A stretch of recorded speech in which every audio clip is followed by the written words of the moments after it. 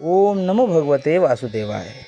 स्कंद पुराण के अंतर्गत प्रभास खंड में द्वारका महात्म्य का आज 19वां अध्याय हम लोग श्रवण करेंगे। आइए सीधे हम अध्याय की ओर चलते हैं, कथा प्रारंभ करते हैं। आज की कथा में हम लोग द्वारका महात्म्य की पाठ की महिमा, वैष्णव सेवा का महत्व, नील का निषेध, वृक्ष काटने से हानि, उसे लगाने का फल, आक, बिल्वपत्र, आंवला एवं तुलसी रोपण का महत्व तथा द्वारिका महात्म्य का उपसंहार जानेंगे। प्रहलाद जी कहते हैं, मनुष्य जब द्वारिका जाने में समर्थ न हो तब घर पर ही द्वारका महात्म्य का पाठ करे, वैष्णव भक्तों को इस महात्म्य को सुनावे और भक्त पुरुष इसे भक्ति भाव से सुने। अर्थात मैं आपको सुना रहा हूँ और आप भक्ति भाव से श्रवण करें, अर्थात सुने। विशेषतः द्वादशी तिथि को इस महात्म्य का पाठ अवश्य ही करना चाहिए। ऐसा करने से वह घर में रहकर भी द्वारका सेवन का पुण्य पा लेता है। यह लोक और परलोक में उसे मनोवांछित फल की प्राप्ति होती है। भगवान जनार्दन सदैव उसके योगक्षेम का निर्वाह करते हैं। वह पाप रहित होता है, उसके कुल में कोई भी नरकगामी अथवा प्रेत नहीं होता। जो भगवान श्री कृष्ण के समीप द्वारिका महात्म्य का पाठ करता है, श्री कृष्ण जन्माष्टमी तथा द्वादशी का व्रत करता है तथा रात्रि में जागरण करता है, उसके दर्शन, कीर्तन, स्मरण तथा स्पर्श से करोड़ों तीर्थों का फल प्राप्त होता है। उसके स्मरण से 10,000 जन्मों का पाप नष्ट हो जाता है। जिसके घर में यह भागवत शास्त्र सदा विद्यमान रहता है, उसकी इस संसार में पुनरावृत्ति नहीं होती है। वैष्णव के प्रसन्न होने पर भगवान विष्णु प्रसन्न होते हैं, अतः विष्णु की प्रसन्नता के लिए वैष्णव को अवश्य ही प्रसन्न करें। जो पुण्य क्षेत्र में नील बोता है और मूली खाता है, नीली कर्म करता है तथा रस बेचता है, उसे पुण्य की प्राप्ति नहीं होती है, वह पाप का भागी होता है। सैकड़ों यज्ञों का अनुष्ठान करके भी वह पुण्य का भागी नहीं हो पाता। अर्थात इस पूरे द्वारका महात्म्य जब तक आप श्रवण करें और मलमास में आपको मूली नहीं खानी चाहिए, वह पाप का भागी होगा। जो मनुष्य किसी वैदिक कर्म के प्राप्त हुए बिना ही पीपल की लकड़ी काटता है, उसे ब्रह्महत्या का पाप लगता है। मदार के वृक्ष में एक बार कुल्हाड़ी मारने पर मनुष्य कई मनवंतरों तक रव रव नरक की पीड़ा भोगता है। जो नीम का वृक्ष काटता है वह कोढ़ी होता है। उसके किए हुए पूजन, व्रत एवं दान को भगवान सूर्य भी ग्रहण नहीं करते हैं। जो अमावस्या को वनस्पति का छेदन करता है, उसे द्वादशी का पुण्य नहीं मिलता और एक एक पत्र, पुष्प तथा फल के बदले में ब्रह्महत्या का पाप लगता है। वह मनुष्य 7 कल्पों तक यमलोक में निवास करता है, उसके किसी भी कार्य में उन्नति नहीं होती। जो मनुष्य आक का पेड़ लगाता है और उसकी रक्षा करता है, वह 7 कल्पों तक भगवान सूर्य नारायण के समीप वास करता है।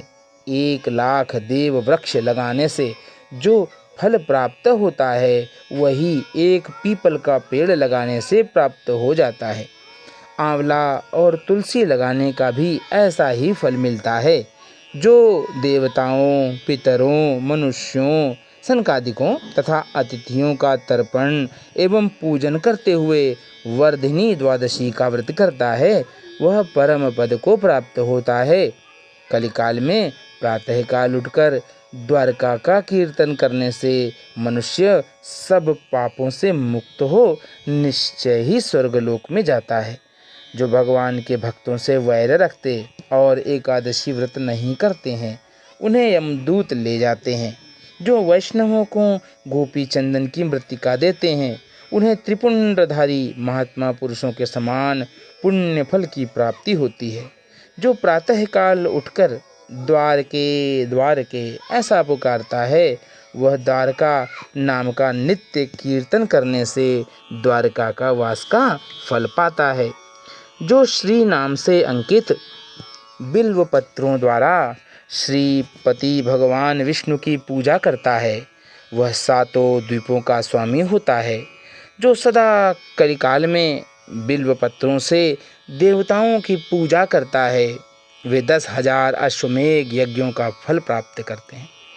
पीपल के दल से गिरे हुए जल से देवता तथा ऋषि मुनि पवित्र होते हैं।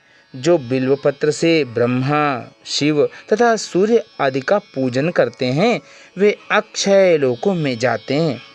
बिल्वपत्रों से लक्ष्मी, सरस्वती, सावित्री तथा दुर्गा जी का पूजन करके मनुष्य स्वर्गलोक में जाते हैं।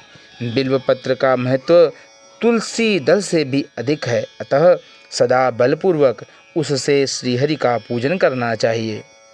जो द्वादशी तथा रविवार को बिल्व वृक्ष की पूजा करते हैं, वे सैकड़ों ब्रह्म हत्याओं के पाप से भी लिप्त नहीं हो पाते हैं। कलयुग में श्री कृष्ण का कीर्तन करने से मानव बीती हुई 7 पीढ़ियों और आने वाली 14 पीढ़ियों के सब मनुष्यों का उद्धार कर देता है। श्रीमद् भागवत पुराण का एक एक उत्तम श्लोक भी भगवान श्री कृष्ण के लिए प्रीतिजनक है तथा पाठ करने वाले को वह कोटि यज्ञों का फल देने वाला है। जो द्विज पूरे कार्तिक मास में भगवान श्री कृष्ण के सम्मुख बैठकर गीता का पाठ करते हैं, उनके 100 कोटि कल्पों के भी पाप नष्ट हो जाते हैं। कलयुग में जो मनुष्य भक्तिभाव से गोमती, समुद्र, संगम तथा रुक्मिणी सहित श्री कृष्ण का दर्शन करते हैं, वे धन्य हैं। द्वारका जाते हुए मनुष्य की यदि मार्ग में ही मृत्यु हो जाए तो पितरों सहित उसकी परम धाम में पुनरावृत्ति नहीं होती। जो मनुष्य प्रतिदिन उत्तम भक्ति से कृष्ण कृष्ण का कीर्तन करते हैं, वह अनायास ही 100 अश्वमेघ यज्ञों का फल प्राप्त कर लेते हैं। अतीतान् सप्त पुरुषान् भविष्यांश्च 14 नरस्तारयते सर्वान् कलौ कृष्णेति कीर्तनात्। तथा भागवतस्त्योक्तं पूर्णं पुराणं श्लोकोमुत्तमम्। कृष्णस्य प्रीतिजननं यज्ञकोटिफलप्रदम्। तेषां विलीयते पापं कल्पकोटिशतैः कृतं। गीतां पठति कृष्णाग्रे कार्तिकं सकलं द्विजः। द्वारकां गच्छमानस्य विपत्तिर्भवते यदि न तस्य पुनरावृत्तिः पितृभिः सह तत्पदात्। कृष्ण कृष्णेति यो ब्रूयात् सद्भक्त्या प्रत्यहं नरः। हेलयासो अश्वमेधानां शतानां लभते फलम्। इस प्रकार द्वारिका महात्म्य में यह खंड संपूर्ण हुआ। साथ ही साथ स्कंद पुराण के अंतर्गत प्रभास खंड में द्वारका महात्म्य का 19वां अध्याय भी पूर्ण हुआ। प्रेम से बोलिए श्री कृष्ण भगवान की जय। ओम नमो भगवते वासुदेवाय। कथा में अगर हम आपको आनंद दे पाए, ईश्वर की भक्ति में जरा सा भी आपका मन लग पाया हो, तो हमारा ये बहुत प्रयास सार्थक रहा। अगर आपका मन या किसी भी प्रकार से भी आप इस कथा में अपने आप को नहीं समाहित कर पाए, तो यह हमारी कमी रही। इसके लिए हम क्षमा प्रार्थी हैं।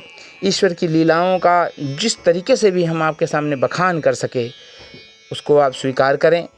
अगर हमारी कुछ त्रुटियां हैं, तो उन त्रुटियों की तरफ हमारा ध्यान अवश्य ही केंद्रित करें, आकृष्ट करें, ताकि हम और सुधार की गुंजाइश को लाते हुए आपके सामने अति उत्तम साहित्य का एक समाचार प्रस्तुत कर सकें, साहित्य का एक हम आपके सामने चीज़ें ला सकें। तो इन्हीं शब्दों के साथ हम आपको नमस्कार करते हुए कि चैनल को आप सब्सक्राइब करेंगे, वीडियो को शेयर करेंगे, लाइक करेंगे।